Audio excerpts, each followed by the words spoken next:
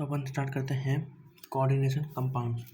तो सबसे पहले बात करते हैं एडिशन या फिर मॉलिक्यूलर कंपाउंड्स की बात करते हैं। ठीक है, compound which are formed by combination of two or more simple salt in stoichiometric ratio या फिर सिंपल रेशियो में जब दो कंपाउंड कंबाइन होते हैं उनको बोलते हैं अपन एडिशन या फिर मॉलिक्यूलर कंपाउंड। कुछ एग्जांपल ये हैं कि KCl1 MgCl2 और 6.6H2 ये सब कंबाइन होके एक कार्नलाइट बना रहे हैं, इसको बोलते हैं एडिशन कंपाउंड्स। जैसे CuNH3 SO4.H2 या फिर ClSO4.4NH3 इसको बोलते हैं स्विचर रिएजेंट। ठीक है, अच्छा जी, इंपॉर्टेंट नहीं है। ठीक है, एडिशन कंपाउंड दो टाइप के होते हैं, एक होता है डबल सॉल्ट और एक होता है कोऑर्डिनेशन सॉल्ट। ठीक है, तो सबसे पहले बात कर लेते हैं डबल सॉल्ट। ये कंपाउंड जो कम्प्लीटली आयनाइज हो जाते हैं किसमें, रेस्पेक्टिव आयंस में, एक्वा सॉल्यूशन में, उनको बोलते हैं डबल सॉल्ट। ठीक है, डबल सॉल्ट वो होते हैं जो कम्प्लीटली आयनाइज हो जाते हैं किसमें, अपने रिप्रेजेंटेटिव आयंस में।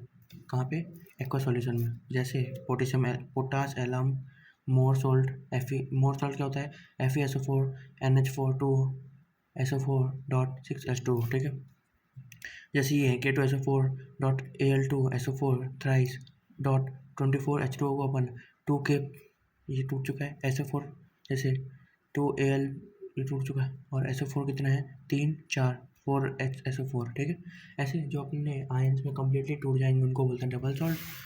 अच्छा जी, इनके कुछ कैरेक्टरिस्टिक भी होते हैं कि क्या, कि ये क्रिस्टल स्टेट में स्टेबल पाए जाते हैं और ये कम्प्लीटली डिसोसिएट होते हैं इन आयंस। ठीक है, और ये क्या करते हैं, अगर देखो ये टूटने के बाद भी क्या करते हैं, इनके जो छोटे छोटे टुकड़े हैं वो भी पॉजिटिव टेस्ट देते हैं इन आयंस के। सही बात है, समझ गए। अच्छा जी, टूटने के बाद अपने टेस्ट देंगे ये। ठीक है, कॉम्प्लेक्स या फिर कॉम्बिनेशन कंपाउंड्स की बात कर लेते हैं। ये कंपाउंड होते हैं जो डिसोसिएट नहीं होता आयंस में एक्वा सॉल्यूशन डालने में। ठीक है, उनको बोलते हैं कोऑर्डिनेशन कंपाउंड। जैसे CuNH3 ब्रैकेट SO4 है, इसको जब तोड़ेंगे तो CuNH3 4+2 और SO4-2 में टूट जाएंगे। इनकी कैरेक्टरिस्टिक क्या है कि ये सॉलिड स्टेट और एक्वस सॉल्यूशन दोनों में ही स्टेबल पाए जाते हैं, जबकि वो सॉलिड स्टेट में पाए जाते हैं। दूसरा कि ये अपनी आइडेंटिटी रिटेन कर लेते हैं एक्वस सॉल्यूशन में, जबकि ये डिसोसिएट नहीं होते जैसे वो टूटते हैं। ठीक है, एक और चीज़ कि वो अपने टूटने के बाद सब अपने आयंस की पॉजिटिव टेस्ट देते हैं, जबकि ये टूटने के बाद अपना आयंस का कोई भी पॉजिटिव टेस्ट नहीं देते। कुछ एग्जाम्पल हैं जैसे KCl और FeCN2 क्या होते हैं, बहुत पॉइजनस होते हैं क्योंकि इनमें CN- आयन प्रेजेंट होता है जिसको साइनाइड आयन बोलते हैं। ठीक है, बट जब KCl सॉल्यूशन को अपन FeCN2 सॉल्यूशन में डालते हैं, then the species formed K4FeCN6 is not poisonous as it does not give CN ion when dissociated in water, no longer gives that Fe+2 and Cn-10। कि ये दोनों तो poisonous थे, और कहावत है ना कि जहर जहर को काटता है, दोनों जहर जहर ने काट लिया और फिर वो बच गया, वो जहरीला नहीं बना। ये है कहानी। ठीक है, ये रिएक्शन है, इतना कुछ खास पूछा जाता है, ये रिएक्शन बनती है और ये सॉल्व बन जाता है। ठीक है, in the coordination compound a metal ion is attend a group of neutral molecules ions by coordination complement. तो कोई भी मेटल आयन होता है कोवलेंट बॉन्ड से कनेक्ट होता है आयन से। ठीक है, ये कहने का मतलब था।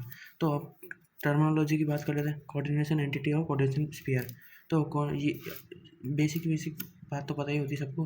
Coordination entity consist of central atom which to attain fix number of atom number group each of may be neutral charge. ठीक है, तो ये सेंट्रल एटम के साथ में कुछ एटम्स हमेशा अटैच रहेंगे और जो इसको बोलेंगे कोऑर्डिनेशन स्फीयर, इसके बीच में रहेंगे हमेशा। ठीक, अच्छा जी, इतना तो बेसिक पता है। ठीक है, सेंट्रल एटम या फिर ion and the group attach to it are in enclose sphere bracket and collectively called coordination sphere. वही बता रहा हूँ, ब्रैकेट के अंदर जो भी उनको सबको कलेक्टिवली क्या बोलते हैं, coordination sphere. The remaining part from complex ion या फिर outside the coordination sphere are called counter ion. Counter ion क्या होता है, जो स्फीयर के बाहर वाले पार्ट हैं उनको सबको काउंटर आयन बोलते हैं। ठीक है, और वो क्या करते हैं, वो आयोनाइजेबल आयन भी बोला जाता है उनको। ठीक है, काउंटर आयन को आयोनाइजेबल आयन भी बोलते हैं।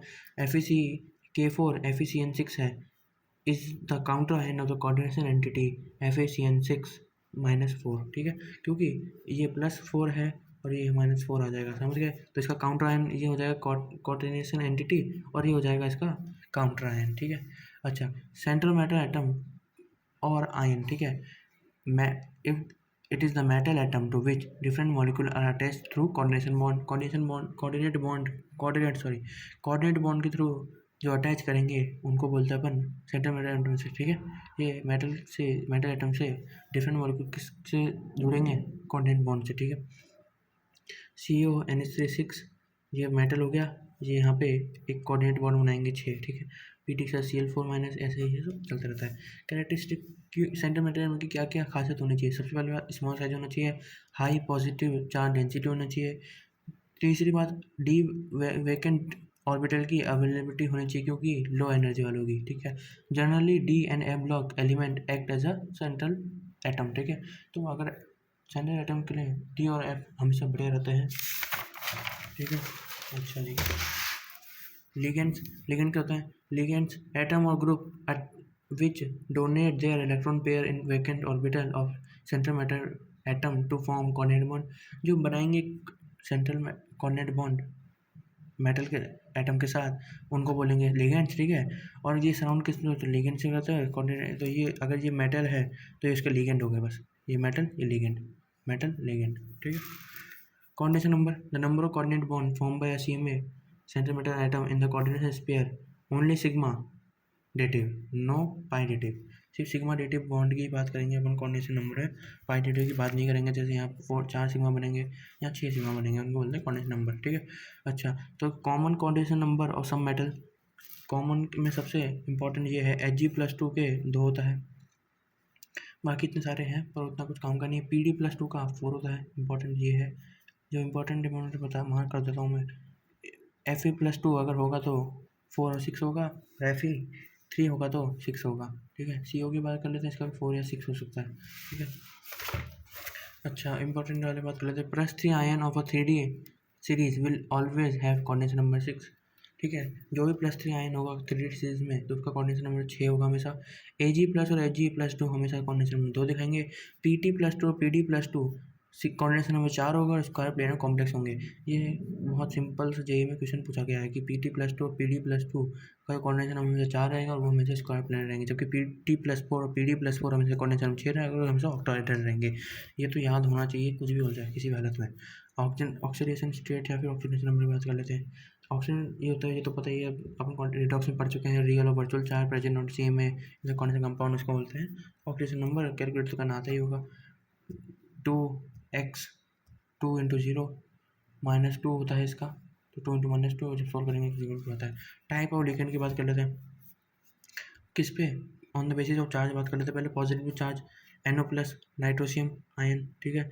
NH2 NH3 हाइड्रोजन आयन बोलते हैं इसको बोलते हैं अपन NO और NO+, 2 इलेक्ट्रॉन डोनर होगा जबकि 3 इलेक्ट्रॉन डोनर होगा, ठीक है। जबकि देखो NH3 एक डोनेट होता है जबकि ये नहीं होता कोई लिगेंड, ठीक है।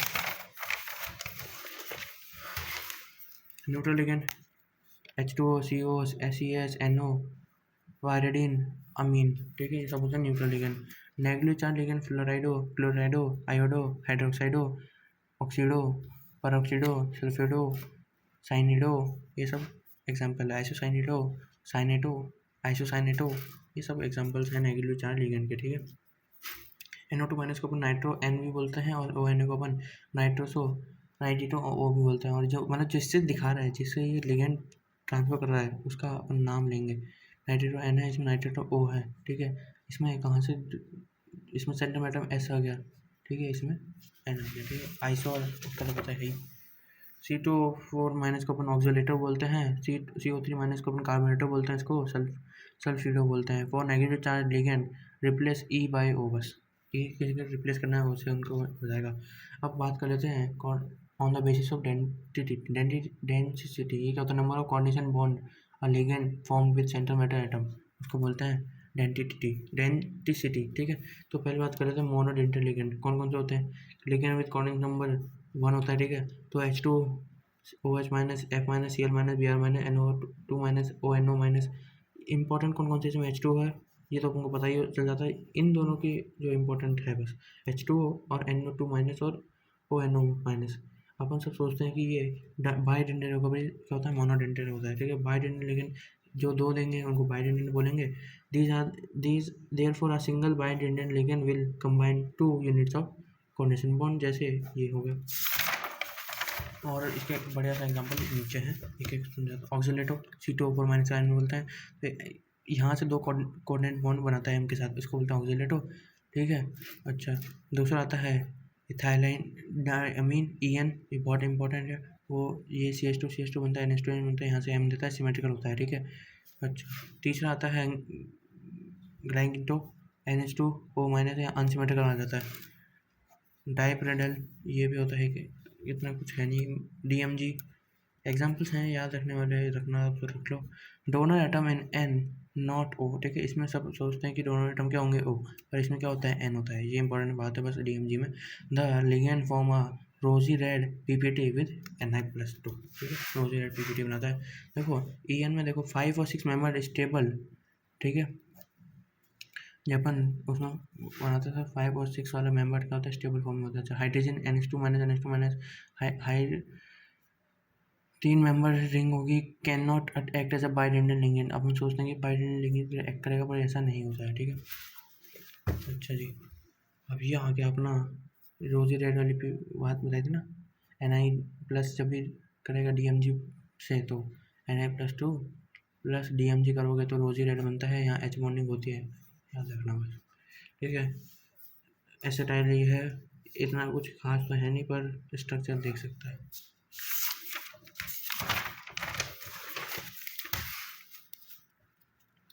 ट्राइडेंटल लिगेंड, इसके कौन कौन से, ट्राईथाइलिन ट्राइअमीन, जैसे उसमें डाईथाइलिन था ना, वैसे ही EN तो उसमें डाईइन हो जाएगा, और भी दो एक साथ जुड़ गए तो इसमें ये हो जाएंगे, ये हो जाएंगे, 3 डोनर साइट हो गई, ठीक है। The ligand which coordinate entity with centimetre atom through the coordinate bond, ठीक। भाई आधे चौथा टेट्रा, तो इसमें 4 इन लग जाएंगे, एक मतलब देखो, जब बाय था तो एक इन था, जब हमको ट्राई चाहिए था तो डाई इन बोल दिया, अगर हमको 4 चाहिए तो अपन क्या बोलेंगे, ट्राई इन, सही बात है। ऐसे तो EN की चेन बढ़ती जा रही है, एक देखो जैसे एक EN की चेन, फिर एक EN की चेन, फिर एक EN की चेन, ऐसे चेन, तो 3 चेन होगी ना EN की, ऐसे। हेक्साडेंटल लिगेंड EDTA माइनस, इसको अपन लीड पॉइजनिंग के वक्त भी इस्तेमाल करते हैं, और इसको इथाइल डायमीन टेट्रा एसिडेटिव बोलते हैं, ठीक है। अच्छा जी, ये इसका स्ट्रक्चर होता है, देखना चाहो तो एक N से निकलते हैं, बाकी 4 O देते हैं, ठीक है, 2 N 2 4 O, ठीक है। The 2 CO bonds on a ligand act 90 degree पे होता है, ठीक है, ऐसे 90 डिग्री बनता है।